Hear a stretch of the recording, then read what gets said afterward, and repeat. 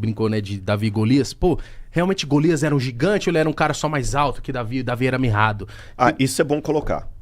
Porque nós temos um problema ali no texto hebraico que a gente tem, que coloca como se o Golias tivesse quase 6 metros de altura. E o Davi fosse um cara de... Um anão, Exato. né? Mas eles encontraram alguns textos da Bíblia... E matou o cara na pedrada. Não, a pedrada é possível, eu vou explicar daqui a pouquinho. A gente encontrou textos, cópias do texto de Samuel nas cavernas do Mar Morto em Israel. Que você tem que ir lá levar sua mãe. E nessas cavernas esse texto mostrou que a altura de Golias não era aquela, foi um erro de copista. Golias era um cara de 2,10 metros, mais ou menos, 2,20 metros. Algo que hoje você vê um jogador de basquete. Sim.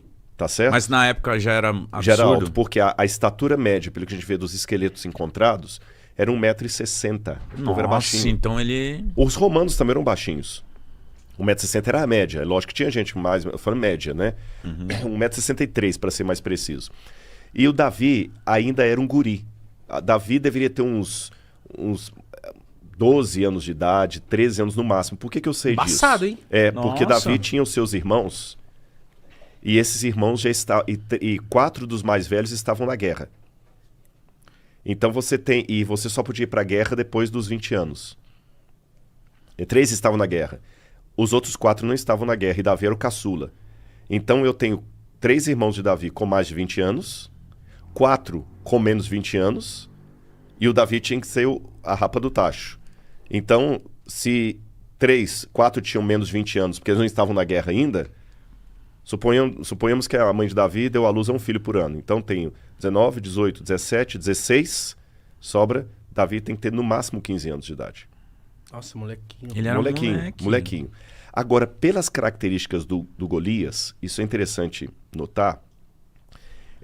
Eu fiz uma pesquisa uma vez no Sudão, uma escavação no Sudão, onde lá no deserto de Baiuda, eles encontraram, eu cheguei a medir alguns crânios muito grandes. De pessoas gigantes. Então. Gigantes, mas não gigante de 6 metros. Tá, sim. Né? Mas alguém assim, um jogador de basquete.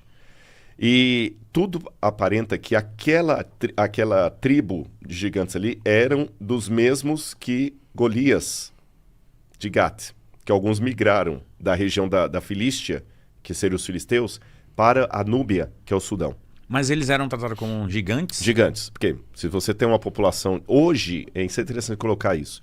Hoje, devido à alimentação hiperproteica, os adolescentes estão muito mais altos do que os adolescentes dos anos 70. Os adolescentes tá forte. Eu olhei um moleque de 13 anos e tava fibrado outro dia. Quase todo pai fala, pô, meu moleque tá com um pé maior do que o meu.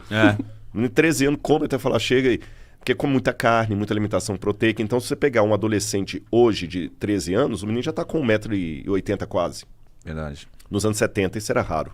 A galera era mais franzina, Exatamente. Né? Então, o que é gigante depende da... Para um pigmeu, eu sou gigante. Sim. Agora, tudo indica que Golias fosse um gigante fruto de algum problema genético. Você sabe que acontece isso, né? Tem uma cidade do nordeste do Brasil, estou tentando lembrar qual é, de repente uma gugada aí vai achar, que 70% a 80% da população é anã. Caramba. Eu já vi uma matéria Já vi uma matéria disso, eles sofrem de nanismo. Então parece que 70% são anões. Você tem na África os pigmeus que estão tudo baixinho. E tem uma tribo lá da África do Sul, dos Zulus, que são todos altos.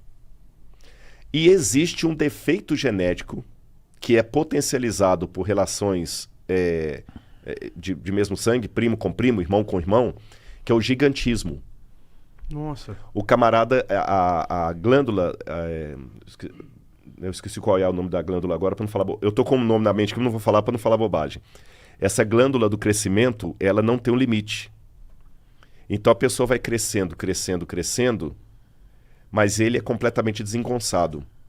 Tá. Tanto é que alguns casos de gigantismo que temos, o cara tá sempre com uma muleta, ele não dá para jogar bola, por exemplo. Não tem ele habilidade, não dá para correr, né? não tem habilidade. Então, possivelmente, Golias era fruto de gigantismo. Tá, entendi. De gigantismo. Então ele devia ser um cara gigante, assim, pra época, 2 E metros desengonçado. e tanto. Desengonçadão. Mas, olha qual que era a característica da época, que a gente vê a mesma coisa na história de Troia. Para evitar derramamento inútil de sangue, vamos fazer o seguinte, para não matar minha galera e não matar a sua também, eu pego um herói meu para lutar com um herói seu. E o que perder, ganha a batalha. Aliás, o que perder, perde a batalha. Em Troia aconteceu isso.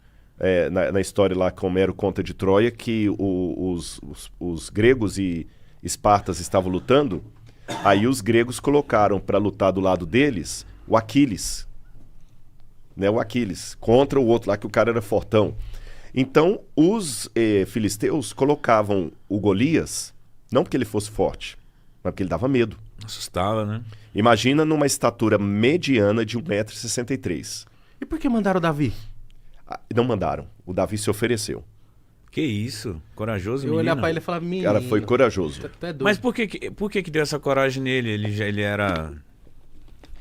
O Davi, ele tinha uma coisa que é rara, mas tem pessoas que têm.